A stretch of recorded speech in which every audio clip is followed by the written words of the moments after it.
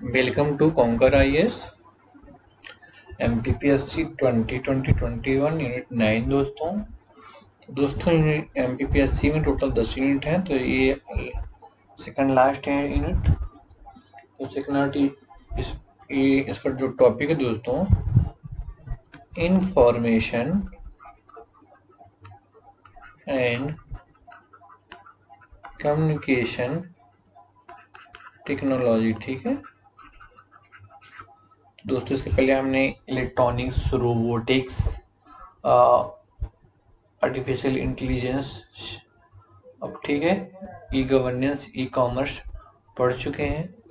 तो आज हम पढ़ने जा रहे हैं दोस्तों, आज फर्स्ट क्लास रहेगी internet and networking social site. Internet क्या है, सोशल नेटवर्किंग साइट कौन कौन सी हैं, क्या क्या है, यह आज हम जान लेंगे, क्योंकि यहाँ से एक दो क्वेश्चन हर साल आता है एग्जाम में। वेरी वेरी इंपॉर्टेंट ये टॉपिक दोस्तों, पीटी के लिए। ठीक है, MPPSC। ठीक है, शुरू करें दोस्तों। Internet and social networking site. ठीक है दोस्तों, इंटरनेट क्या होता है? इंटरनेट एक इंटरनेशनल नेटवर्क है। मान लीजिए कि ये दिल्ली सिटी है, ये भोपाल है, ये USA है, तो ये दूसरा आपस में सब एक दूसरे से कनेक्टेड होते हैं बाय नेट के माध्यम से। इसमें वायर बिछा होता है, तो इसको ब्रॉडबैंड बोलते हैं। फाइबर ऑप्टिकल के माध्यम से दोनों साइड से एक दूसरे से कनेक्टेड होते हैं, जिससे इजीली कम्युनिकेशन हो जाता है। तो इंटरनेट एक इंटरनेशनल नेटवर्किंग है, पूरे पूरे विश्व में जाल बिछा हुआ है। ठीक है, इसी नेटवर्कों का नेटवर्क कहा जाता है। मान लीजिए मान लीजिए सिटी है, इसके अंदर भी मतलब बहुत सारे नेटवर्क, मतलब जैसे आज के सब पास मोबाइल है, सिस्टम है, तो सभी दूसरे से कनेक्टेड होते हैं। ये मान लीजिए एक खुद का नेटवर्क, इसका खुद का नेटवर्क है, इसको नेटवर्कों का नेटवर्क कहा जाता है। ठीक है, इंटरनेट को आधुनिक युग में इसे संचार क्रांति का युग कहा जाता है। तो इंटरनेट को दोस्तों क्या बोला जाता है? संचार की क्रांति। ठीक है, क्योंकि इससे कम्युनिकेशन, चाहे वो वॉइस हो, चाहे वीडियो हो, चाहे ऑडियो हो, चाहे टेक्स्ट हो, कैसे भी तो ये सब पॉसिबल है। ठीक है, चाहे वो फैक्स हो, चाहे टेलीफोनिक हो, ठीक, चाहे मेल हो, चाहे जो भी चीज़ें हो। तो इंटरनेट एक इंटरनेशनल नेटवर्किंग साइट है। इस नेटवर्क को इसे नेटवर्कों का नेटवर्क कहा जाता है। ठीक है दोस्तों, इसे ये आधुनिक युग का संचार की क्रांति है। ठीक है, नेक्स्ट पॉइंट, 1962 का इंटरनेट का जनक प्रोफेसर JC इक्वाइडर। ठीक है, तो दोस्तों 1962 में इंटरनेट का जनक प्रोफेसर JC इक्वाइडर। ठीक है, तो 1962 में दोस्तों इंटरनेट का जनक किसको बोला जाता है? आपका इंटरनेट का जनक, तो आपका जवाब होना चाहिए JC लाइडर। ठीक है, लाइडर। ठीक है, वेरी वेरी इंपॉर्टेंट, आप इसको मार्क कर लीजिए, क्योंकि आपसे पूछा जाएगा इंटरनेट का जनक कौन है, तो आपका जवाब होना चाहिए JC लाइडर। ठीक है, नेक्स्ट, 1969 में अमेरिकी रक्षा विभाग ने अपर नेट मतलब advance research project agency net, ये दुनिया का पहला नेटवर्क है, जो पहला शब्द लो है। ठीक है, तो 1969 में अमेरिका रक्षा विभाग ARPANET advance research project agency net, ये दुनिया का पहला नेटवर्क है और पहला शब्द लो है। ठीक है, वेरी वेरी इंपॉर्टेंट। 1969 में अमेरिका रक्षा विभाग ने ARPANET advance research project agency net, दुनिया का पहला नेटवर्क है, पहला शब्द जो इसमें दोस्तों लो आया। ठीक है, फिर 89 1889 में इंटरनेट को आमजन के लिए खोल दिया गया। ठीक है, तो आमजन के लिए 1989 में खोला गया। ठीक है, और इसके पहले 1969 में अमेरिकी रक्षा विभाग ने दुनिया का पहला नेटवर्क है, ठीक है। 1989 में ही टीम वर्नर्स-ली ने HTML hyper text markup language का आविष्कार किया, ठीक है। तो 1989 में टीम बर्निल ने HTML का भी आविष्कार किया। HTML को दोस्तों बोलते हैं हाइपर टेक्स्ट मार्कअप लैंग्वेज, ठीक है। तो टीम बर्निल को WW का भी जनक बोला जाता है, ठीक है। वर्ल्ड वाइड वेब का जनक बोला जाता है। पहला प्रयोग इन्हें 6 अगस्त 1991 में किया। फिर 1993 में सन ने निःशुल्क उपयोग के लिए खोल दिया गया। सन 1993 में निःशुल्क सभी के लिए खोल दिया गया और 1994 में वर्ल्ड वाइड वेब की भी स्थापना हुई, ठीक है। तो 1994 में दोस्तों वर्ल्ड वाइड वेब WW का भी वेब की स्थापना की गई, ठीक है। तो मैंने आपको यहाँ पे स्लाइड में क्या बताया दोस्तों, इंटरनेट क्या है। तो ये दोस्तों इंटरनेट को भी संचार क्रांति बोलते हैं। इंटरनेट इंटरनेशनल नेटवर्क वर्किंग है।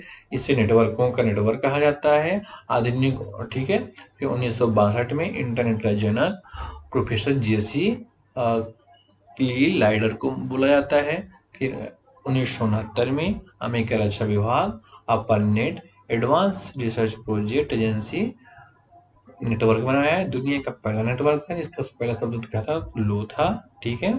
फिर 1989 में इंटरनेट को आमजन के लिए खोल दिया गया। 1989 में ही टीम बर्निल ने HTML का विकास किया। HTML मतलब हाइपर टेक्स्ट मार्कअप लैंग्वेज, और टीम बर्निल ने ही WWW का जनक कहा जाता है। और फिर दुनिया इसका पहला प्रयोग 6 अगस्त 1991 में किया था और 1993 सर ने निःशुल्क उपयोग किया और 1994 वर्ल्ड वाइड वेब के संघ की स्थापना की गई, ठीक है। आगे बढ़े दोस्तों। नेक्स्ट 6 मई 2000 को स्पेस एक्स कंपनी स्टारलिंक परियोजना दुनिया का सबसे बड़ी वैश्विक इंटरनेट परियोजना है। हाल ही में स्पेस एक्स ने 60 उपग्रहों को अंतरिक्ष में स्थापित किया, ठीक है। तो 6 मई 2002 को स्पेस एक्स कंपनी ने स्टारलिंक परियोजना बनाई, ठीक है। स्टारलिंक परियोजना दुनिया की सबसे बड़ी वैश्विक इंटरनेट परियोजना है। हाल ही में स्पेसएक्स ने 60 उपग्रहों को अंतरिक्ष में स्थापित किया, ठीक है। नेक्स्ट दोस्तों, IP address, internet protocol address, इसको आईपी एड्रेस बोलते हैं। आपसे पूछा जाएगा दोस्तों कि आईपी एड्रेस क्या है। तो ये इंटरनेट प्रोटोकॉल है। जैसे ये मान लीजिए सिस्टम है, ठीक है। तो ये अगर कम्युनिकेशन करना है तो कैसे करते हैं, ये तो जो इनका ये एड्रेस होता है, जो नेटवर्क जो एड्रेस होता है आइडेंटिफाई करते हैं, तो ये आईपी एड्रेस होता है, ठीक है। आईपी एड्रेस तो इंटरनेट से जुड़े प्रत्येक कंप्यूटर की विशेष पहचान के लिए एक विशेष अंक की पता होता है जिसे आईपी एड्रेस कहते हैं। आईपी एड्रेस मतलब इंटरनेट सर्विस प्रोवाइडर। तो जैसे मान लीजिए ये हमारा ऑफिस है, ठीक है। तो ये दूसरा ऑफिस से ब्रॉडबैंड से जुड़ा होता है ऑप्टिकल फाइबर से। तो जो इस सिस्टम का आइडेंटिफाई करने के लिए जो एड्रेस होता है इसी को ही आईपी एड्रेस बोलते हैं। हर सिस्टम का अपना अपना अलग अलग आईपी एड्रेस होता है, ठीक है। ठीक है दोस्तों, इसका भी आईपी एड्रेस होगा, इसका ये जहाँ भी जिस भी सिस्टम से कम्युनिकेशन करेंगे ये सभी आईपी एड्रेस से जुड़े होते हैं। तो इंटरनेट से जुड़े प्रत्येक कंप्यूटर की विशेष पहचान के लिए विशेष अंक की पता होता है, जिसे आईपी एड्रेस कहा जाता है, ठीक है।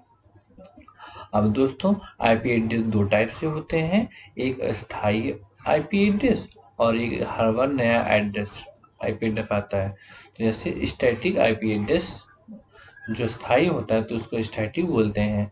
जो डायनेमिक आईपी एड्रेस होता है तो उसको डायनेमिक बोलते हैं, ठीक है। मतलब जो हर बार नया आता है तो उसको डायनेमिक बोलते हैं। सपोज करिए दोस्तों, अगर आपको ये आईपी एड्रेस समझना है तो मान लीजिए ये हमारा ऑफिस का सिस्टम है। इसका हमको एक आईपी एड्रेस परमानेंट मिल गया और उससे फिर क्या होता है, हमें अपने ऑफिस में और बहुत सारे सिस्टम को कनेक्ट करना है, तो फिर हम उसको मानते हैं लैन, लोकल एरिया नेटवर्क। तो उसमें क्या होता है, एक तो अस्थाई आईपी एड्रेस के साथ फिर हम वर्चुअली और बहुत सारे बना लेते हैं आईपी एड्रेस।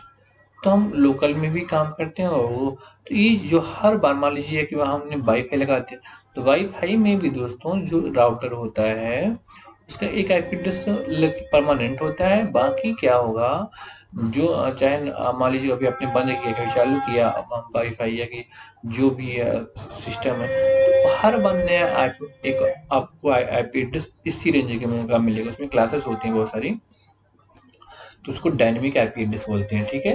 हालांकि आप बस इतना ही ध्यान रखिए, आईपी एड्रेस दो टाइप से होते हैं, स्थायी आईपी एड्रेस और एक हर बार नया आईपी एड्रेस। जो स्थायी आईपी एड्रेस होता है वो स्टैटिक होता है, जो हर बार नया आता है वो डायनेमिक आता है, ठीक है। क्लियर? थोड़ा इसको आप इरेज कर दीजिए।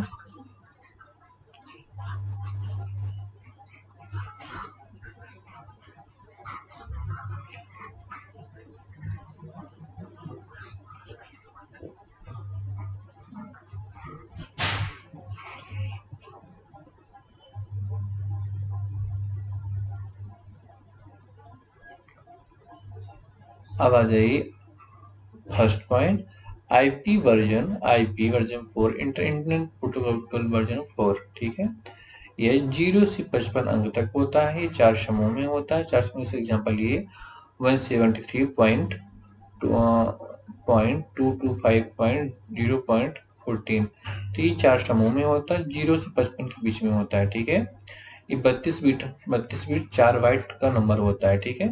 तो आप इतना याद रखिए, आईपी वर्जन 4 ये 0 से 55 तक के बीच में होता है, ये 4 अंक का समूह होता है, ठीक है। ये 32 बिट और 4 बाइट का होता है, ठीक है। Clear?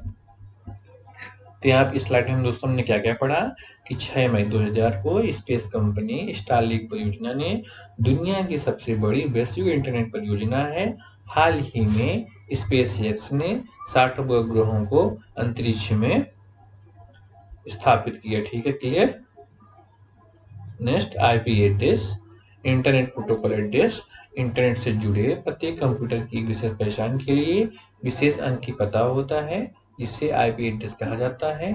Internet service provider IP address एक स्थायी आईपी एड्रेस होता है, इसको बोलते हैं स्थायी में एक स्टैटिक आईपी एड्रेस होता है, जो हर बार नया आईपी एड्रेस आता है, जिसको डायनेमिक आईपी एड्रेस बोलते हैं। IP IP version 4, internet protocol version 4 दोस्तों, तो ये 0 से 55 होता है, ये 4 समूह में होता है, ठीक है। 32 बिट 4 बाइट का होता है, ठीक है। Clear?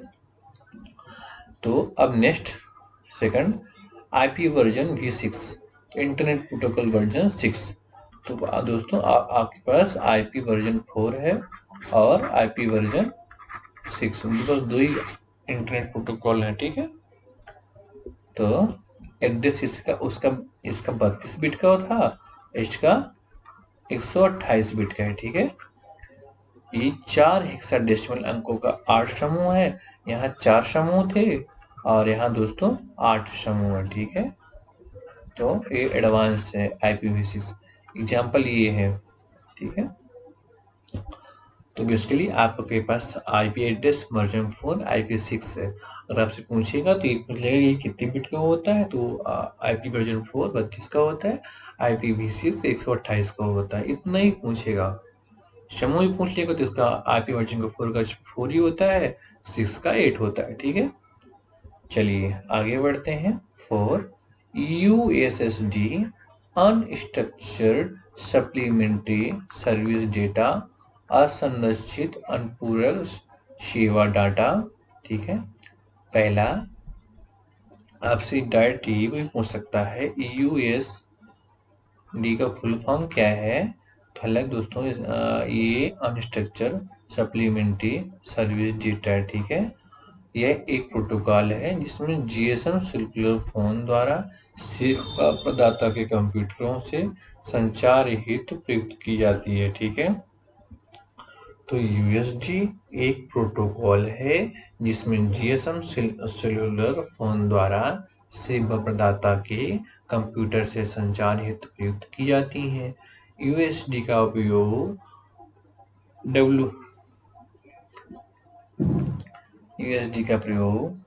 WAP browsing, prepaid call, bank सेवा, मोबाइल धन सेवाओं और मेनू इत्यादि में किया जाता है। यूएसडी संदेश 182 अल्फान्यूमेरिक कैरेक्टर होते हैं। अगस्त 2016 में यूनियन बैंक ऑफ इंडिया ने NPCI national payment corporation of India के साथ मिलकर बैंकिंग आवश्यकताओं के संदर्भ में यूएसडी आधारित *99# मोबाइल एप्लीकेशन लॉन्च किया। ठीक है, *99#। अगर आपके पास दोस्तों स्मार्टफोन है, आपको ट्रांजेक्शन करनी है, तो अगर आपके पास पैसे नहीं है, अलग नेट नहीं है, तब भी आप इस यूएसडी के माध्यम से आप अपना खाता अकाउंट चेक कर सकते हैं, बैंक पैसा ट्रांसफर कर सकते हैं। ठीक है, तो यूएसडी दोस्तों अनस्ट्रक्चर सप्लीमेंट्री सर्विस होता है। ये जीएसएम सेलुलर फोन, मतलब जो आप लोग चलाते हैं, जो भी ये प्रीपेड होता है वो जीएसएम ही होता है। तो जीएसएम सेलुलर फोन द्वारा सेवा प्रदाता के कंप्यूटर से संचार हेतु प्रयुक्त की जाती है। इसका उपयोग ब्राउजिंग, प्रीपेड कॉल, बैंक सेवा, मोबाइल धन सेवा, मेनू इत्यादि होता है। यूएसडी संदेश 182 अल्फान्यूमेरिक कैरेक्टर का होता है। तो दोस्तों अगस्त 2016 में union bank of India NPCI national payment of corporation of India के साथ मिलकर बैंकिंग आवश्यकताओं के संदर्भ में यूएसडी आधारित *99# मोबाइल एप्लीकेशन लॉन्च किया। ठीक है, तो यहाँ पे मैंने आपको दो चीज़ें बताई, यूएसडी और आईपी वर्जन 6। आईपी वर्जन 6 दोस्तों 128 बिट का होता है, 4 हेक्साडेसिमल अंकों के 8 समूह है। ठीक है, क्लियर? आगे बढ़े।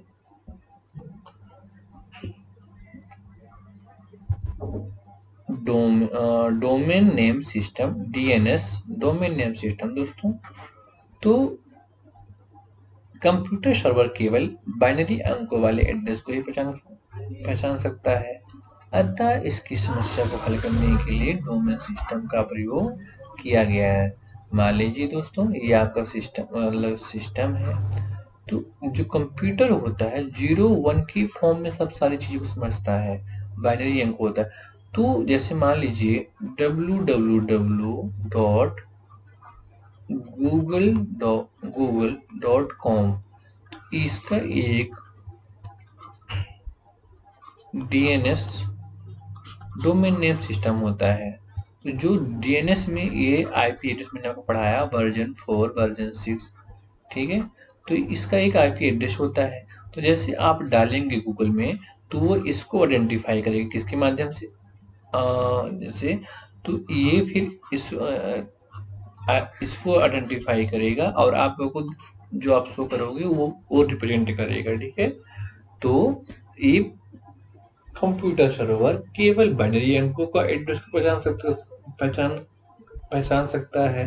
अतः इस समस्या का हल निकालने के लिए डीएनएस का प्रयोग किया गया, डोमेन नेम सिस्टम का। ठीक है, तो आइए पहला पढ़ते हैं। डोमेन नेम इंटरनेट से जुड़े प्रत्येक वेबसाइट के लिए एक विशेष नाम दिया जाता है, जैसे www.yahoo.com।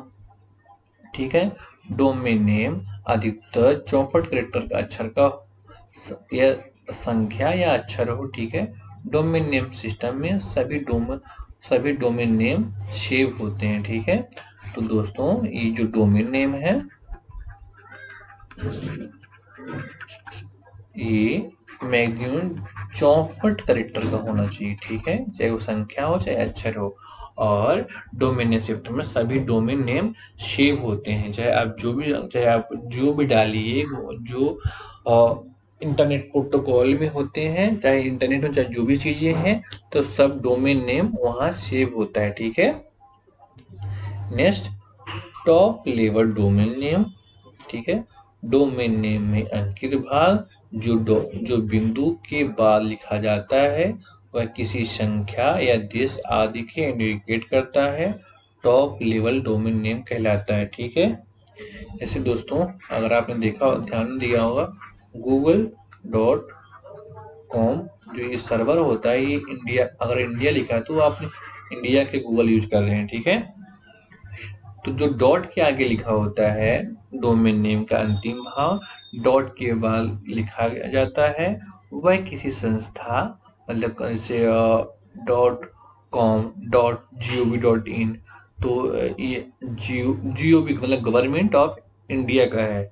ठीक है, .com तो .education तो जो डॉट है वो संस्था को व्यक्त करता है। ठीक है, डॉट के बाद तो डोमेन नेम का अंतिम भाग वह बिंदु, जैसे ये बोला है gov.in, इन के मतलब दोस्तों इंडिया। ये जो डॉट होता है डॉट के बाद वह किसी संस्था या देश को रिप्रेजेंट करता है। जैसे मान लीजिए education.com तो जो ये है तो ये डॉट के बाद जो ये लगा कॉम तो ये जो दोस्तों ये कंपनी को रिप्रेजेंट करता है, ये किस कंपनी का है। ठीक है, तो ये किसी संस्था या किसी देश को इंडिकेट करता है, टॉप लेवल डोमेन नेम कहलाता है। ठीक है, तो दोस्तों डोमेन नेम सिस्टम वो होता है जो कंप्यूटर के केवल बाइनरी फॉर्म में समझता है, तो उस समस्या को सॉल्व करने के लिए डोमेन नेम होता है। तो डोमेन नेम सिस्टम इंटरनेट पर जुड़े प्रत्येक वेबसाइट का एक विशेष नाम होता है दोस्तों, जैसे www या कि yahoo.com की डोमेन नेम मैक्सिमम 64 कैरेक्टर का हो सकता है। डोमेन नेम सिस्टम में सभी डोमेन नेम सेव होता है। ठीक है, अगर मान लीजिए आपको कोई साइट बनानी है, खुद की पर्सनल साइट बनवानी है, मान लीजिए कोई टूरिस्ट के लिए, कोई टूरिज्म के लिए, कोई ट्रेवलिंग के लिए, कोई शॉपिंग के लिए, शॉपिंग मतलब आपकी खुद ऐप मतलब कि बना रहे शॉपिंग करने के लिए, तो सबको आपको डोमेन नेम लेना पड़ेगा। ठीक है, वो यूनिक होता है, वो किसी से मिलता नहीं है। ठीक है, वो पर्टिकुलर जैसे गूगल का हो गया, फेसबुक का हो गया, याहू का हो गया, जितनी भी आप जानते हैं साइट, सबका अपना डोमेन नेम होता है और डोमेन नेम यूनिक होता है, मतलब एक दूसरे से मतलब कि मिस मैच नहीं होता है। ठीक है ना, ही ओवरलैपिंग होता है। ठीक है, आगे बढ़े, मैं बता रहा हूँ यहाँ पे दोस्तों टॉप लेवल डोमेन नेम। ठीक है, टॉप लेवल डोमेन नेम के एग्जांपल क्या क्या है इसमें आपको बता रहा था। पहला .com ये व्यवसाय संगठनों के लिए है, .com .edu शैक्षणिक संस्थाओं के लिए है जो मैं बता रहा था, .in इंडिया के लिए, मतलब आपने जो गूगल .in अगर आपने किया तो मतलब आप इंडिया गूगल का ही इंडिया का सर्वर यूज कर रहे हैं। अगर आपने यहाँ लिख दिया google.usa तो आप यूएसए का सर्वर यूज कर रहे हैं। जैसे आपने लिख दिया google.china तो आप चाइना का सर्वर यूज कर रहे हैं। ठीक है, तो ऐसे इसमें गूगल का भी हर देश के लिए अपना अपना उसने सर्वर बना के रखा सेपरेट। .gov गवर्नमेंट के लिए है। ठीक है, .org और ऑर्गेनाइजेशन के लिए है, .mil सैन्य संस्थाओं के लिए। ठीक है, .net नेटवर्क संस्थाओं के लिए, .int अंतरराष्ट्रीय संगठनों के लिए, .uk इंग्लैंड के लिए, .usa अमेरिका के लिए है। ठीक है, तो आप इसको थोड़ा सा मैं इरेज कर दूं। जैसे दोस्तों मैंने आपको बताया अभी कि जो जितना भी संस्थाएं होती हैं तो आपसे एग्जाम में डायरेक्ट ये हो सकता है कि ये इसमें से डोमेन नेम कौन होता है, .com .edu .india .gov .org .mil .net .int .uk .usa। ठीक है, तो आप उससे इंडिकेटर से समझ जाइएगा कि किसी भी देश का अपना खुद का डोमेन नेम होता है। ठीक है, अब आते हैं होम पेज। तो वेबसाइट का मुख्य पृष्ठ जो कि वेबसाइट ओपन करते समय वक्त सर्वप्रथम खुला होता है, इस पर सूचना की हैंडलिंग लिखा होता है और उससे अन्य पेज हाइपरलिंक के माध्यम से जुड़े रहते हैं, होम पेज कहलाता है। ठीक है, क्लियर। तो होम पेज दोस्तों वेबसाइट का मुख्य भाग जो पृष्ठ जो मुख्य पृष्ठ जो कि वेबसाइट ओपन करते वक्त सर्वप्रथम खुलता है, वह इस सूचना की हेडिंग लिखी होती है और उससे अन्य पेज हाइपरलिंक के माध्यम से खुला होता है। जैसे मान लीजिए आपने कोई साइट खोली .google.com, तो जो खुल के आया पेज तो यही होम पेज होता है। ठीक है। Next, electronic mail, email. Electronic mail को दोस्तों क्या बोलते हैं? ईमेल। ठीक है। इसका आविष्कार 1971 में हुआ। ठीक है। आविष्कार के.आर. टॉमलिंसन ने किया। ठीक है, ये अमेरिका का है। ठीक है दोस्तों। तो ईमेल का आविष्कार 1971 में के.आर. टॉमलिंसन ने किया। ठीक है। और नेक्स्ट, सर्वप्रथम ईमेल सेवा www.hotmail.com है। तो सर्वप्रथम कौन सा दोस्तों है? www.hotmail.com। ठीक है। 1971 में सबसे पहले कौन सा आया? hotmail.com। इसे भारतीय सबीर भाटिया ने विकसित किया। किसने विकसित किया दोस्तों? सबीर भाटिया ने विकसित किया। कौन विकसित किया? सबीर भाटिया ने विकसित किया। ठीक है। जिसे बाद में माइक्रोसॉफ्ट ने खरीद लिया। इसको फिर बाद में हॉटमेल को माइक्रोसॉफ्ट ने खरीद लिया। ठीक है। और वीडियो में pressure, video clip, video calling, video chat, video messaging, यह सब इत्यादि। तो हॉटमेल दोस्तों, हॉटमेल का आविष्कार 1971 में किया गया। के.आर. टॉमलिंसन ने अमेरिका में किया। सर्वप्रथम ईमेल हॉटमेल है, जिसको भारतीय सबीर भाटिया ने विकसित किया। इसे बाद में माइक्रोसॉफ्ट ने खरीद लिया। वीडियो मेल, प्रेषक, video clip, video calling, video chat, video message, GIF इत्यादि। ठीक है। आगे बढ़ते हैं दोस्तों। Next, email address.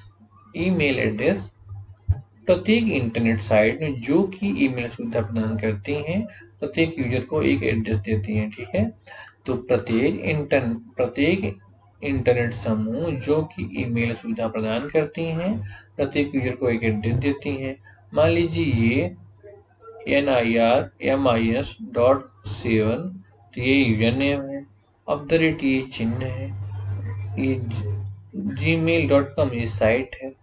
तो हर उसको ईमेल एड्रेस प्रदान करती हैं। तो प्रत्येक इंटरनेट साइट जो कि ईमेल सुविधा प्रदान करती हैं, प्रत्येक यूजर को एक एड्रेस देती हैं। ठीक है। जैसे आप लोग यूज कर रहे होंगे, तो हर किसी के लिए अलग अलग यूजर नेम होगा, फिर उसका ये चीज सेम होगा। @gmail.com ये चीजें सेम होती हैं। तो चिन्ह और साइट दो चीज सेम होगा। आपका ये यूजर नेम हर किसी के लिए डिफरेंट होता है। ठीक है। फिर आइए मेल बॉक्स। प्रत्येक साइट जो कि ईमेल एड्रेस देती है, वह अपनी वेबसाइट में कुछ KB या MB का एड्रेस यूजर के लिए रिजर्व करती है। इसे मेल बॉक्स कहते हैं। ठीक है। तो मेल बॉक्स प्रत्येक साइट जो कि ईमेल एड्रेस देती है, वह अपनी वेबसाइट में कुछ KB या MB का स्पेस यूजर के लिए रिजर्व करती है। इसे मेल बॉक्स कहते हैं। ठीक है। जैसे फ्री ईमेल सेवा प्रदान करने वाली प्रमुख website: first www.hotmail.com, second www.yahoo.com, third www.rediffmail.com, fourth www.shify.com, www.gmail.com।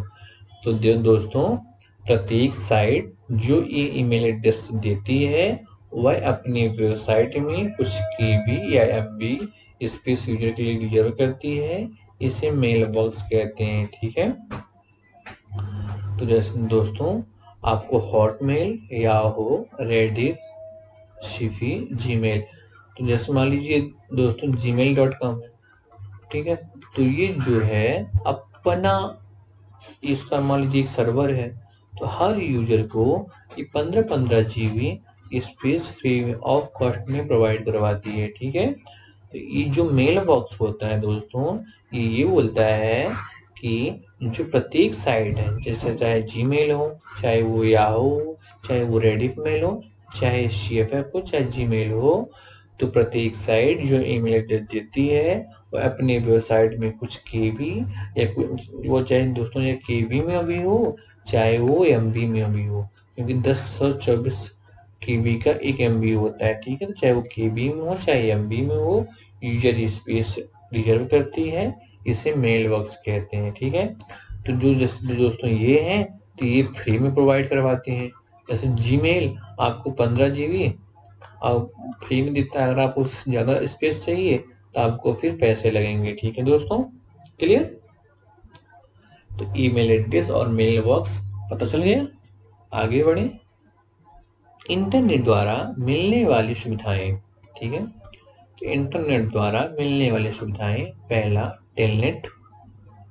तो इंटरनेट से जुड़े विश्व के किसी भी कंप्यूटर पर लॉगिन कर सकते हैं, इस प्रकार कार्य कर सकते हैं। जैसे कंप्यूटर की कोई कीबोर्ड के पास हो, दूरस्थ रिमोट लॉगिन करें, जैसे फाइल ट्रांसफर प्रोटोकॉल भी कहते हैं। जैसे देखिए दोस्तों, ये आपका सिस्टम है, ये ठीक है, ये हमारा सिस्टम है। सपोज करिए ये हम यहाँ है, ठीक है। ये मान लीजिए आपका MP है, ये आपका मान लीजिए UP है, ठीक है। इंटरनेट के माध्यम से जुड़ा होता है। अगर आप इनको एक्सेस करने देते हैं अपने सिस्टम में, तो आपको ये टेलनेट के माध्यम से जो सी ड्राइव में होगा, मतलब जो आपका लाइपी, तो ये आपका लाइपी को फाइल ट्रांसफर कर सकते हैं टेलनेट के माध्यम से, ठीक है।